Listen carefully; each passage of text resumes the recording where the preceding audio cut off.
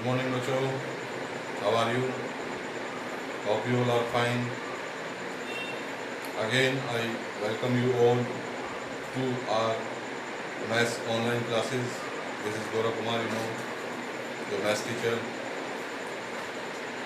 So, Bacho, you know that we are studying quadratic equation, and in this chapter, today we have to study exercise 4.3.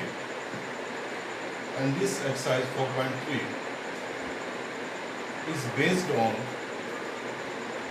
a formula that is known as quadratic formula.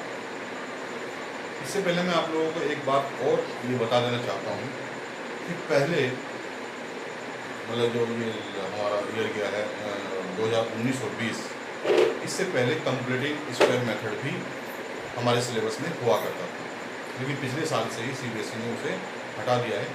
मैंने आप लोगों के साथ share भी किया है split up syllabus जो CBSE के द्वारा है, और उसमें कंप्लीटिंग स्क्वायर मेथड अब नहीं है। अदरवाइज देयर आर तीन मेथड हुआ करते हैं। एक हमने डिस्कस कर लिया, एक कंप्लीटिंग स्क्वायर, और एक आज पढ़ेंगे। कंप्लीटिंग स्क्वायर से ही एक्चुअली वो मेथड बना है जो हम आज पढ़ेंगे। बच्चों, एक बात मैं आप लोगों के साथ और शेयर करना चाहता हूँ कि हमें साथ साथ जब हम मैथ्स पढ़ते हैं तो हमें वो बातें भी जरूर पढ़नी चाहिए कि हमारे इंडियन मैथमेटिशियंस ने या इंडिया का मैथमेटिक्स में क्या योगदान है। आज मैं इस वीडियो को बहुत लंबी नहीं करूँगा, लेकिन इसी वीडियो से संबंधित आप लोगों को बताऊँगा कि इंडियन मैथमेटिशियंस का या इंडिया का इसमें क्या योगदान है। वैसे तो पूरा मैथमेटिक्स बेसिकली इंडियंस के द्वारा ही डेवलप किया गया है, ये किसी और दिन चर्चा करेंगे। आज जो हम नया मेथड पढ़ने जा रहे हैं, एक बहुत ही अच्छा, बहुत ही स्ट्रॉन्ग मेथड है वो। उसकी हेल्प से आप किसी भी तरह की क्वाड्रेटिक इक्वेशन को सॉल्व कर सकते हैं, और उस मेथड का नाम जो हम बुक्स में लिखा हुआ है वो है क्वाड्रेटिक फॉर्मूला।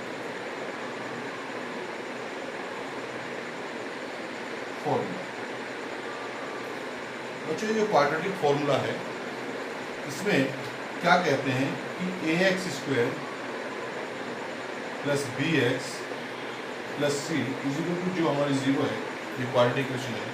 ये क्वाड्रेटिक फॉर्मूला ये कहता है कि इसका डायरेक्ट सॉल्यूशन निकल जाता है। कितने इसके सॉल्यूशंस होंगे, क्योंकि क्वाड्रेटिक इक्वेशन है, इसकी डिग्री 2 है, तो it has at most 2 solutions. तो 2 सॉल्यूशंस जो आते हैं उसको डायरेक्ट निकालने का तरीका है -b plus minus under root b square minus 4ac upon 2a। ये इसका हमारा सॉल्यूशन है, -b plus minus under root b square minus 4ac upon 2a। ठीक है बच्चों, अब यहाँ पर हमें कुछ नहीं करना है। हमें क्वाड्रेटिक इक्वेशन दी हुई है। इस क्वाड्रेटिक इक्वेशन जो भी हमें गिवन होगी उसको हम स्टैंडर्ड फॉर्म से कंपेयर करेंगे, a b c निकालेंगे और इस फॉर्मूले में रख देंगे, डायरेक्ट हमारा आंसर आ जाएगा। एक बार प्लस लेंगे तो एक वैल्यू आ जाएगी हमारा, एक रूट आ जाएगा। एक बार हम माइनस रखेंगे तो दूसरा रूट आ जाएगा। हम कर करके देखेंगे, ठीक है। अब जो ये क्वाड्रेटिक फॉर्मूला है, ये एक इंडियन मैथमेटिशियन हुए हैं, ये हमें जानकर फक्र होगा, ये उन्होंने दिया है। उनका नाम है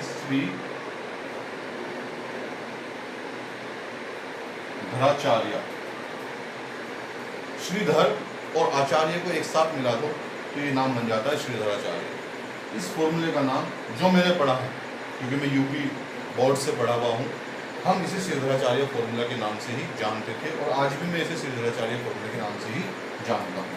इसे श्रीधराचार्य फॉर्मूला कहते हैं, और इसकी खोज इन्होंने 1025 AD में कर दी थी। जानते हो आप, 1025 AD में श्रीधराचार्य ने इस फॉर्मूले की खोज कर दी थी। तो इसका मतलब मैथ से हमारा कितना पुराना नाता है, कितना पुराना रिश्ता है, इससे भी पुराना है। ये तो इतना पुराना है, ठीक है, हम इससे समझ सकते हैं थोड़ा सा। तो मेरा जो बताने का ये मकसद है वो ये है कि हमें ये भी पता होना चाहिए, साथ साथ क्वेश्चन तो हम कर ही लेंगे, करते ही, कि इंडिया और इंडियन मैथमेटिशियंस का मैथमेटिक्स में क्या रोल है। किसी दिन हम रामानुजन के बारे में बात करेंगे। ठीक है, समझ में आ गया? ये फॉर्मूला याद रखना है, ये फॉर्मूला हमें याद रखना है। ठीक है, डायरेक्ट हम इसको यूज करेंगे। तो ये आप लोगों को समझ में आ गया होगा। चलिए अब हम एक प्रॉब्लम करते हैं, इसका भी यूज करेंगे। ठीक है,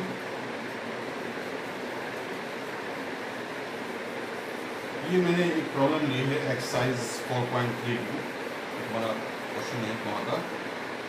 तो इस प्रॉब्लम को जो देखें, बहुत इंपॉर्टेंट क्वेश्चन है।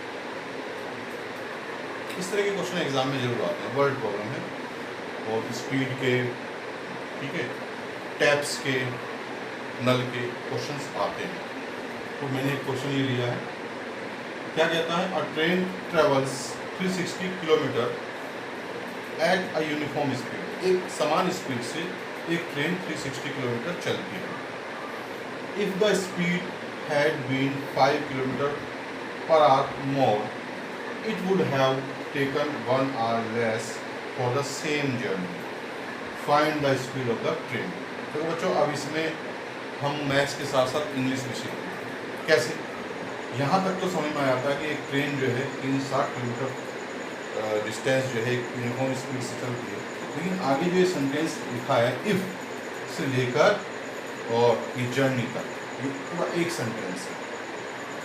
क्या आप इसका मतलब जानते हैं कि क्या कह रहा है? मैंने कई बार बच्चों से ये पूछा है, बहुत सारे बच्चे ठीक बताते हैं, लेकिन मेजोरिटी है बच्चों को वो इसे कई बार गलत बता देते हैं।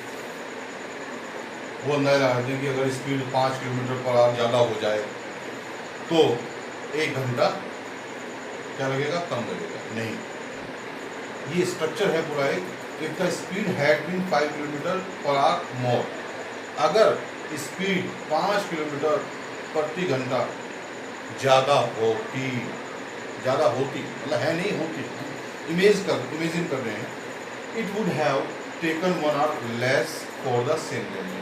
तो इसी जर्नी में 1 घंटा हमें कम लगता। अगर काश स्पीड इतनी हो जाती, जैसे हम कहते हैं मैं देश का प्रधानमंत्री होता तो मैं ये कर देता, है ना, मैं ये होता, मैं वो नेता होता, मेरे पास एक कार होती, उस तरह का स्ट्रक्चर है। ठीक है बच्चों?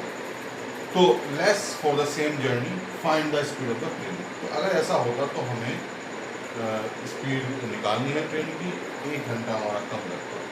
तो ना तो हमें स्पीड यूनिफॉर्म पता है, ठीक है, और ना ही हमें कितना टाइम ले रहा है वो पता है, लेकिन हमें एक बात पता है कि अगर स्पीड यूनिफॉर्म है 360 किलोमीटर में, तो जितना समय लगता है, अगर 5 किलोमीटर प्रति घंटा स्पीड बढ़ा दी जाए तो उसमें 1 घंटा कम लगेगा। तो हम मान लेते हैं, इसमें मानना पड़ता है हमको। क्या निकालना है हमको? स्पीड निकालनी है, जो निकालना है उसे ही मान लें। Let the speed of the train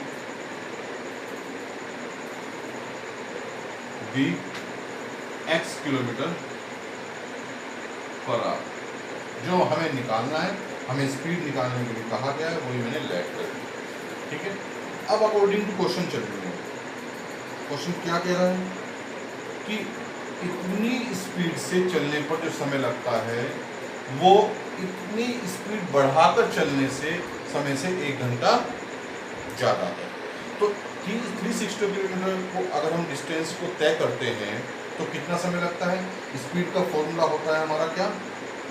distance upon time. अगर मुझे टाइम निकालना हो तो क्या बन जाएगा फॉर्मूला? Distance upon speed. अगर स्पीड मैंने x मानी है और डिस्टेंस कितनी है? 360 किलोमीटर ही है, तो मेरा टाइम कितना आ जाएगा? 360 अपॉन x। और जब मैं 5 किलोमीटर पर आवर स्पीड बढ़ा दूंगा, ये x है पहले से, यानी कि जैसे 60 किलोमीटर की स्पीड से आप चल रहे हो, 5 किलोमीटर पर आवर की स्पीड और बढ़ा दें तो कितनी हो जाएगी? 60 प्लस 5 दैट इज 65। तो स्पीड कितनी हो जाएगी और डिस्टेंस कितनी रहेगी? 360 रहेगी। तो अब 360 किलोमीटर की डिस्टेंस को तुम्हें कैसे कवर करना है? x प्लस 5 की स्पीड से कवर करना है। ठीक है बच्चों, ये बात समझ में आ रही है यहाँ तक? अब देखिए, एक फ्रैक्शन है तुम्हारे पास 360 अपॉन x और दूसरा फ्रैक्शन है 360 अपॉन x प्लस 5। तो डिनोमिनेटर किसका बड़ा है? x प्लस 5 का। तो ये फ्रैक्शन क्या होगा? कम होगा। इसका मतलब ये ज़्यादा है, ये समय ज़्यादा है किससे? इस समय से, क्योंकि इसका डिनोमिनेटर बढ़ रहा है। तो इन दोनों का डिफरेंस, इन दोनों का डिफरेंस कितना है 1 according to question. According to question इन दोनों का डिफरेंस कितना है 1। समझ में आ गई बच्चों? क्योंकि इसमें 1 घंटा हमें क्या लगता है कम लगता है। इसका मतलब अगर इन दोनों को हम सब्ट्रैक्ट करेंगे तो 1 आएगा। इसमें अगर 6 घंटे लग रहे होंगे तो इसमें 5 घंटे लग रहे हैं, तो 1 घंटा तभी तो कम हुआ ना। तो 6 - 5 क्या होना चाहिए 1। तो इसका समय लिया गया समय इस स्पीड से जब x की स्पीड जा रही है वो 1 घंटा कम है जब स्पीड x + 5 की है। ठीक है बच्चों, समझ में आ गया होगा। तो यहाँ से 360 हम कॉमन ले सकते हैं और ये बन जाएगा 1/x - 1/x + 5 = हमारा 1। अब हम इसे थोड़ा रफ कर देते हैं, ये प्रॉब्लम में रफ कर देता हूँ।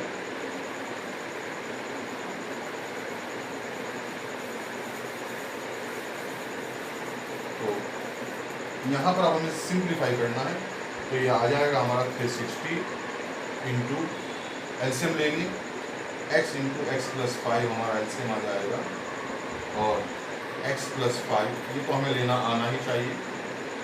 ये हमारा बन जाएगा यहाँ पे = 1। तो क्या आएगा हमारा 360 x से x कैंसिल हो जाएगा इंटू 5 इसे सिंप्लीफाई कर रहा हूँ x² + 5x = 1। तो हम सिंपली क्या कर सकते हैं क्रॉस मल्टीप्लाई कर सकते हैं। तो हम क्रॉस मल्टीप्लाई करेंगे तो ये बन जाएगा हमारा x² + 5x और 5 की मल्टीप्लाई 360 में भी होगी तो ये बन जाएगा 1800। तो इक्वेशन हमारी आ जाएगी x² + 5x - 1800। मुझे ये सोल्व करने में कम समय लगेगा, इसे समझने में ही समय लगना ज़्यादा कि ये इक्वेशन कैसे बनेगी। पूरी वर्ड प्रॉब्लम को इक्वेशन में कन्वर्ट करने में ही सारी मेहनत लगती है। अगर एक बार इक्वेशन बन गई तो now you have the quadratic equation, you have so many methods to solve it. कुछ भी मेथड लगाकर हम इसे सॉल्व कर देंगे, लेकिन यहाँ तक क्वेश्चन को लाना ही सारी बात है बस। अगर आप लोगों को ये आर्ट आ गई, ये चीज़ आ गई और ये आती प्रैक्टिस से, तो फिर कुछ नहीं बचता है। ठीक है बच्चों, तो इसे सीखना बहुत जरूरी है। एग्ज़ाम में ये इंपॉर्टेंट क्वेश्चन है, एग्ज़ाम में आए हुए हैं, लेकिन फिर भी नए क्वेश्चंस भी आते हैं। तो रटे रटाए क्वेश्चंस तो हम कर लेते हैं, लेकिन नया क्वेश्चन जब आता है फिर हम चक्कर में पड़ जाते हैं कि क्या करें। ठीक है बच्चों, ये आ गया। अब हमें क्या करना है, मैं पहले वाले मेथड से इसको करता हूँ, फैक्टराइज मेथड से। तो हमें करना क्या होता है 1800 के हमें ऐसे फैक्टर निकालने हैं जिनका सब्ट्रैक्ट करके क्या आ जाए 5 आ जाए, क्योंकि साइन कैसा है सी का -1। तो 1800 के फैक्टर क्या होंगे 20 से इसको अगर डिवाइड करते हैं 90 आ जाएगा, फिर 2 से डिवाइड कर देंगे 45 आ जाएगा। वैसे हम देख सकते हैं 20 × 2 × 45 दैट इज 40 × 45। तो 1800 = हो जाएगा 40 × 45 और इन दोनों का डिफरेंस क्या आता है 5 भी आता है।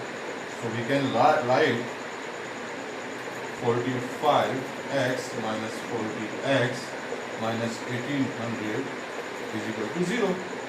Simply you can take x as common, x + 45। अब तो सिंप्लीफिकेशन बचा है, अब तो कुछ नहीं बचा।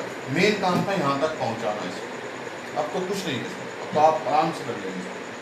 40x + 45 = 0, x + 45 x - 4 = 0।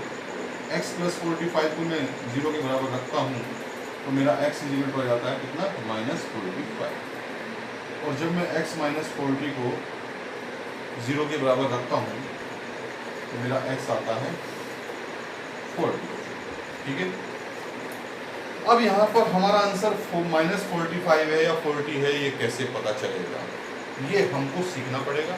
और ये हमने सीखा हुआ है, ऐसा कुछ नहीं है कि हमने सीखा नहीं है, हमने सीखा हुआ है, जस्ट हम उसकी क्या कर रहे हैं एप्लीकेशन कर रहे हैं। ठीक है बच्चों, x क्या थी, x जो था वो बताएगा कि हमारा आंसर क्या है। x इज स्पीड, x जो वेरिएबल हमने माना है वो एक्चुअली हमने स्पीड माना है, इससे पहले हमने माना था वहाँ पर लिखा था। तो क्या कभी किसी भी मूविंग चीज़ की स्पीड, जो भी मूविंग ऑब्जेक्ट है उसकी स्पीड नेगेटिव हो सकती है? नो, 0 हो सकती है, ज़्यादा उनका बात, लेकिन नेगेटिव तो नहीं हो सकती। तो इसका मतलब ये तो हो ही नहीं सकता, इसके लिख देंगे इम्पॉसिबल, नॉट पॉसिबल। तो क्या बचा x = 40, x = 40 is our answer. तो हमारा जो आंसर हो गया है वो क्या है x = 40। तो हम लिख सकते हैं सो द स्पीड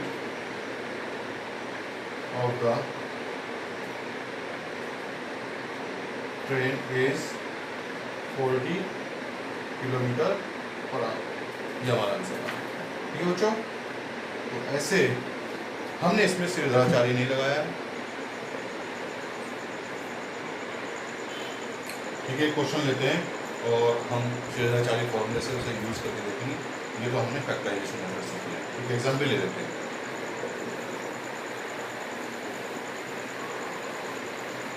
मैं रब कर देता हूँ बच्चों, इसके सभी क्वेश्चंस करने हैं आपको। सारे वर्ड प्रॉब्लम्स जो हैं इंपॉर्टेंट हैं।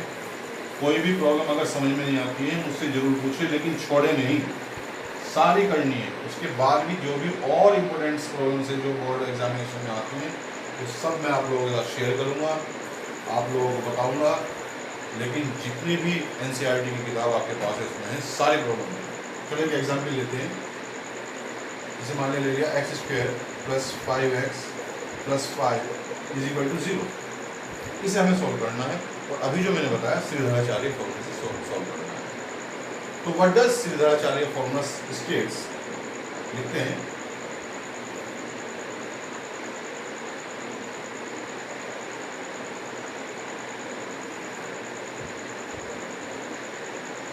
चार्य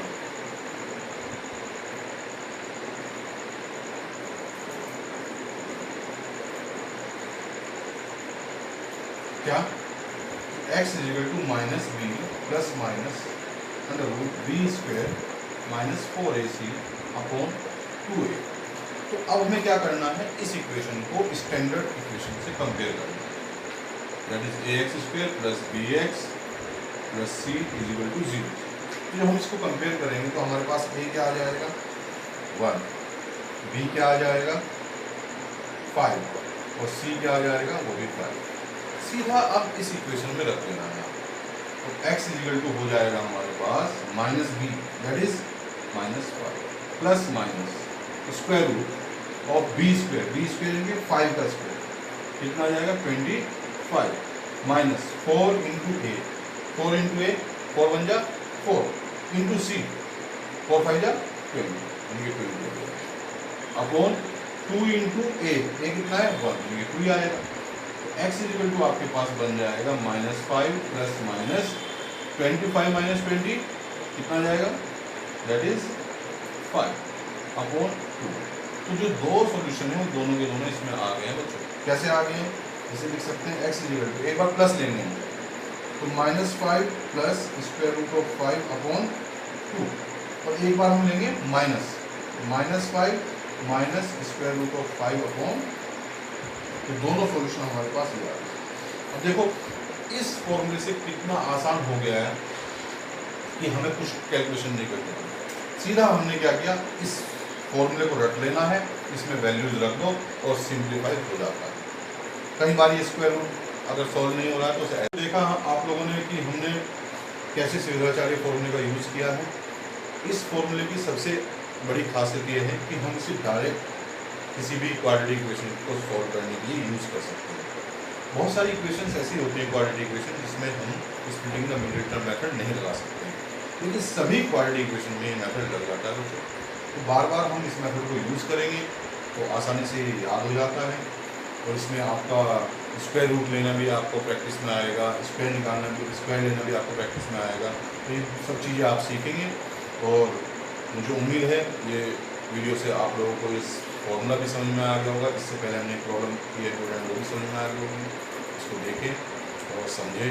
कोई प्रॉब्लम अगर आती है तो आप मुझसे पूछें, कोई दिक्कत नहीं है। ठीक है, तो उम्मीद करता हूँ मैं आप। ठीक है, थैंक यू, ओके बाय।